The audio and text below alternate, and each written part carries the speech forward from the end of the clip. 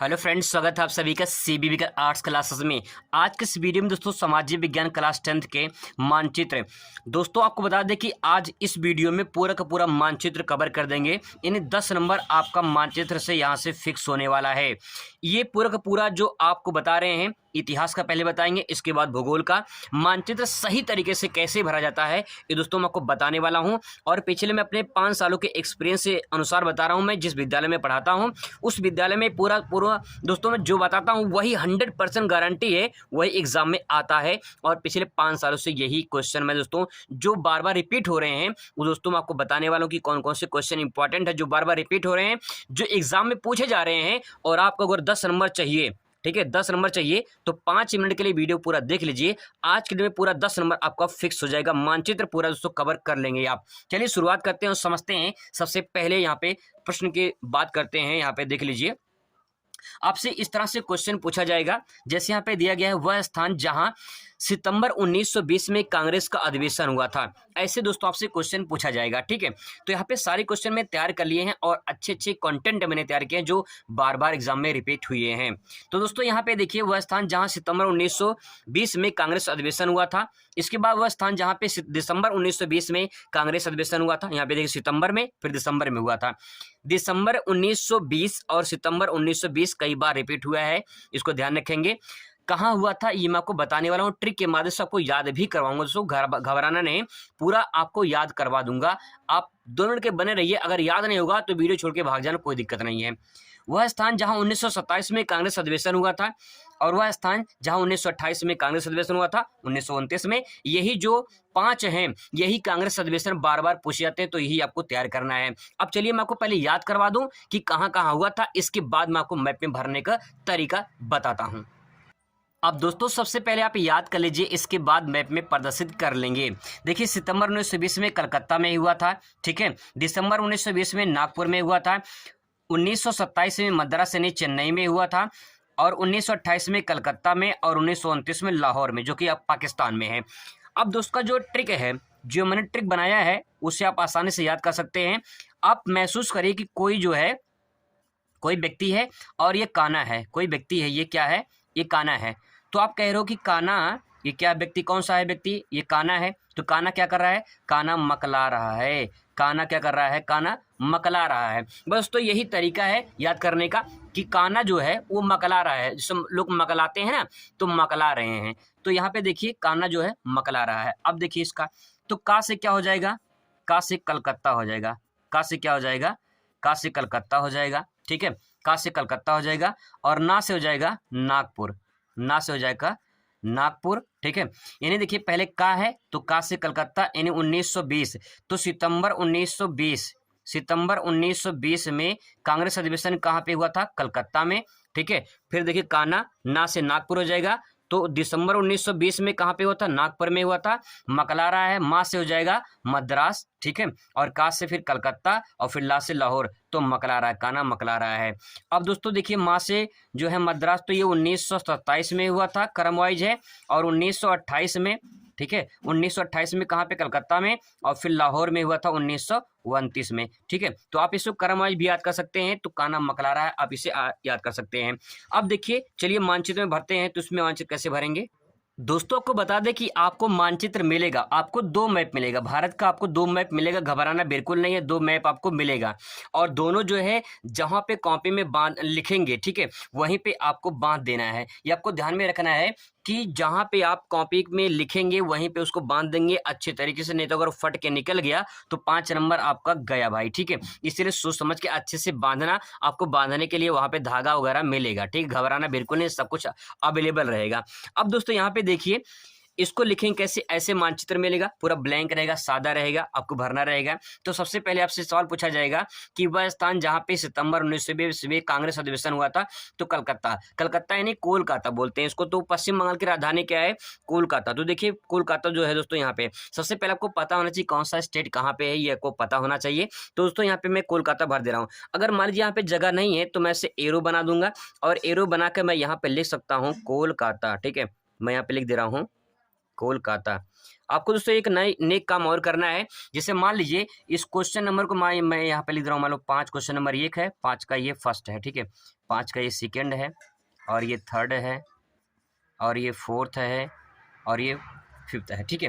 तो 5 है, तो आपको यही काम करना है कि यहाँ पे लिख देना है कि 5वें का ये पहले का आंसर है, ठीक है। बस आपको कुछ नहीं करना है, आपका 1 नंबर तैयार हो गया, और आपको ऐसे ही भरना है, बिल्कुल साफ सुथरा अच्छे से भरना है, ठीक है। अब देखिए दिसंबर 1920 में नागपुर में हुआ, तो नागपुर कहाँ पे है? महाराष्ट्र में है। तो देखिए लगभग मध्य में पड़ता है, तो यहाँ पे जो है यहाँ पे भर देंगे नागपुर, ठीक है। तो मैं यहाँ पे लिख दे रहा हूँ नागपुर, ठीक है, यहाँ पे मैंने भर दिया नागपुर। और क्वेश्चन नंबर देखिए, क्वेश्चन नंबर है आपका कौन सा?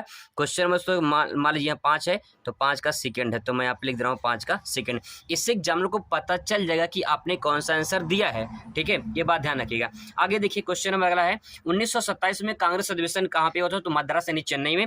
तमिलनाडु की राजधानी चेन्नई है, ठीक है। तो देखिए यहाँ पे लगभग पड़ेगा आपका चेन्नई, यहाँ पड़ेगा, ठीक है, समुद्र के तट पर है। तो यहाँ पे मैं एरो बना के यहाँ पे लिख दे रहा हूँ चेन्नई। ध्यान रखेंगे अगर आप बाहर लिखेंगे तो दोस्तों एरो जरूर बना देंगे, नहीं तो गलत हो जाएगा, ठीक है। यहाँ पे मैं लिख दे रहा हूँ 5वां का ये कौन सा था? ये थर्ड था। 5वां का ये तीसरा। अगर आप पेन से भरना चाहते हो तो पेन से भर दीजिए, कोई दिक्कत नहीं है। अगर आप पेंसिल से भरना चाहते हो तो पेंसिल से भर दीजिए, कोई दिक्कत नहीं है, गलत नहीं होगा। लेकिन आपको फायदा ये होगा पेंसिल से भरने में कि अगर मान लीजिए गलती से गलत हो गया आपका तो सब मिटा सकते हैं, लेकिन अगर पेन से भर दिए तो मिटेगा नहीं। लेकिन सोच समझ के अगर आप भरेंगे अच्छे से, अगर आपको पता है तो आप पेन से भर दीजिए, कोई दिक्कत नहीं, गलत नहीं होगा वो, ठीक है। आगे देखिए 1928 में कांग्रेस अधिवेशन कहाँ पे? कलकत्ता में हुआ था। दोस्तों अगर मान लेते हैं ऐसे क्वेश्चन रिपीट हो जाता है, वही नाम बार से दोबारा आ जाता है, तो आपको करना क्या है? वहां पे सिर्फ क्वेश्चन नंबर लिख देना है, बाकी आंसर तो लिखा ही है। हालांकि क्वेश्चन रिपीट नहीं होगा, ये 100% गारंटी है, रिपीट नहीं होगा। लेकिन यहाँ पे अगर रिपीट हुआ है तो सिर्फ वहाँ पे क्वेश्चन नंबर जैसे यहाँ पे 30 से 5वें का चौथा है, तो यहाँ पे सिर्फ 5वें का चौथा लिख देंगे, बाकी कुछ नहीं करना है, आंसर तो यहाँ पे लिखा गया, ठीक है। आगे देखिए 1929 में लाहौर में अधिवेशन हुआ था कांग्रेस का। तो लाहौर है पाकिस्तान में पड़ता है। अब देखिए कहाँ पे है दोस्तों, यहाँ पड़ेगा लाहौर, ठीक है।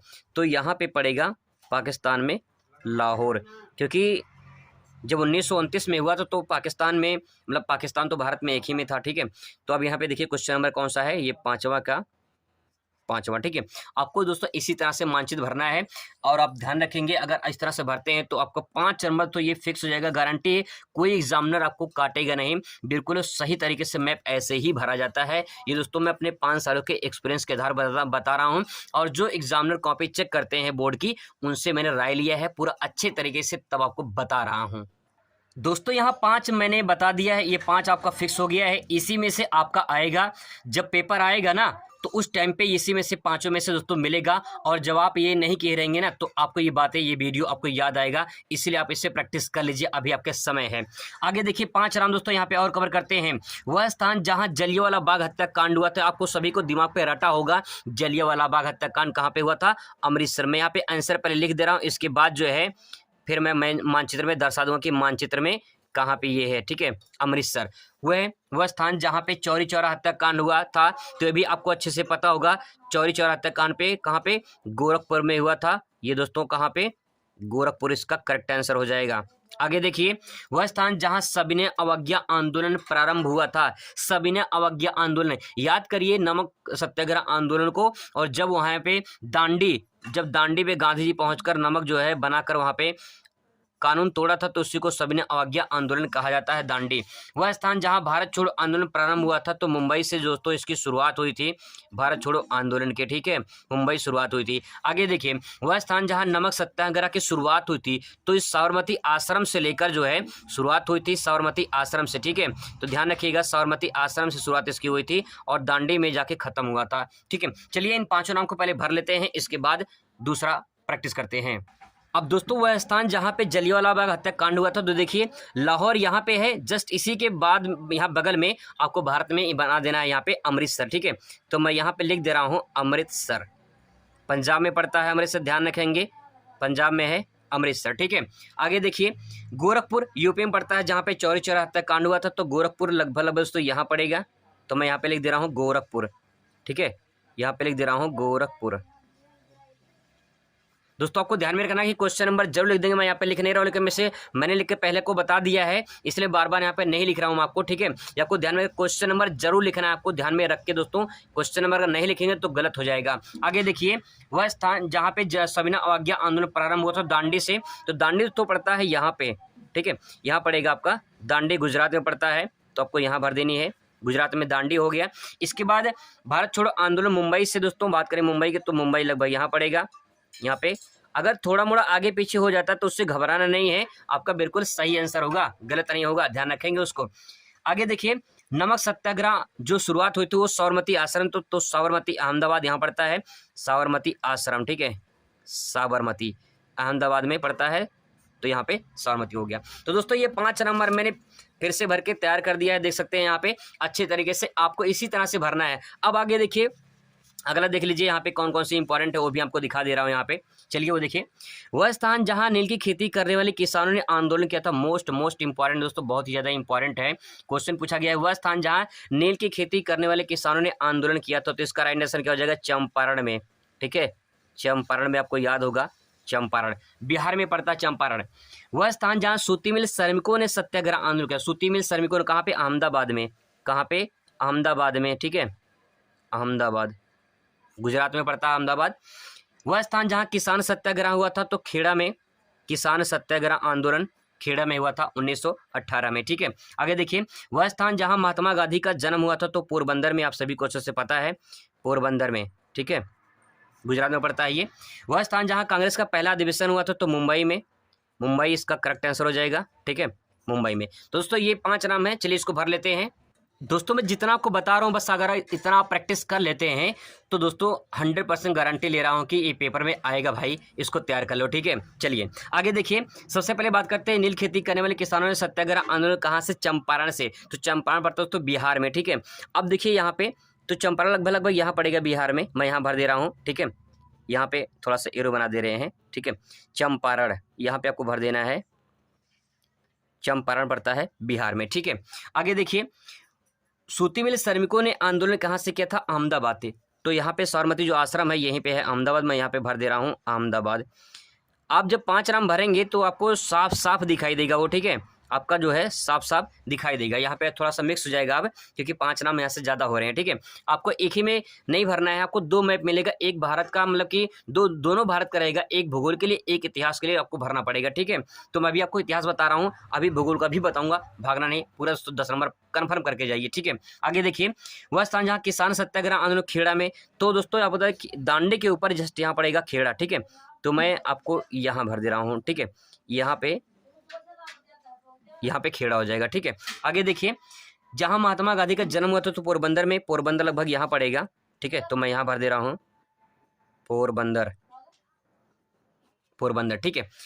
आगे देखिए, कांग्रेस का पहला अधिवेशन कहाँ पे, मुंबई में हुआ था, तो मुंबई यहाँ भरा हुआ है, कोई दिक्कत नहीं है, सब कुछ भर दिया है। तो दोस्तों यहाँ पे देखिए, ये मैंने जो आपको नाम बताया है, ये अगर इतना नाम प्रैक्टिस कर लेते हैं, ठीक है, 5, 5, 10, 5, 15, ये 15 जो है इसको प्रैक्टिस कर लीजिए। आगे और देख लीजिए दोस्तों, बस यही 15 नंबर, ये जो 15 क्वेश्चन बताया है मैंने, ये 15 क्वेश्चन तैयार करना है। इतिहास का 5 नंबर फिक्स हो जाएगा, 5 नंबर तो फिक्स हो जाएगा, गारंटी 100% के 5 नंबर अगर आप फिक्स करना चाहते हैं तो बस ये 15, ठीक है।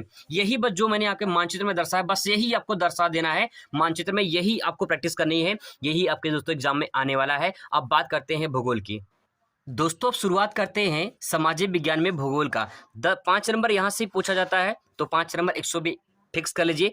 थोड़ा सा इसमें कई टॉपिक होते हैं इसमें भूगोल में, तो इसलिए थोड़ा सा आपको लंबा हो सकता है, क्योंकि समझना पड़ेगा, अलग अलग टॉपिक है, पूरा समझना पड़ेगा, ठीक है। तो चलिए देखते हैं। सबसे पहले क्वेश्चन दोस्तों यहाँ से पूछ सकता है, कोई एक परमाणु ऊर्जा केंद्र का नाम चिन्ह द्वारा नाम सहित है। यहाँ पे ध्यान रखिए, आपको एक चिन्ह देता है, आपको यहाँ पे मानचित्र में वो चिन्ह दर्शाना है और नाम लिखना है, ठीक है। कि आपको जो है, जैसे मान लो कि यहाँ पूछा है कोई एक परमाणु ऊर्जा केंद्र का नाम बताना है, तो वहाँ पे चिन्ह बनाना है ये, और उसका नाम लिखना है, कौन सा नाम आपने वहाँ पे लिखा है, ठीक है। तो यहाँ पे चिन्ह आपको दे दिया गया है, इतिहास में चिन्ह नहीं देता है, भूगोल में चिन्ह देता है, इसीलिए आपको यहाँ पे चिन्ह बनाना पड़ेगा, ठीक है। चलिए देखते हैं। तो यहाँ पे दोस्तों आपको बता दें, सबसे पहले मैं परमाणु ऊर्जा केंद्र के नाम आपको ट्रिक से याद करवा दे रहा हूँ, ताकि आपको आसानी हो जाए, क्योंकि कोई एक पूछा है और कोई एक दोस्तों आपसे पूछा जाएगा, नाम उसका नहीं देगा, कोई एक पूछा जाएगा, तो आपको उसको मानचित्र में भरना होगा। तो चलिए पहले ट्रिक्स आपको याद करवा देते हैं। दोस्तों परमाणु ऊर्जा हर साल पूछा जाता है, तो एक आपको तैयार कर लेनी है इसमें से।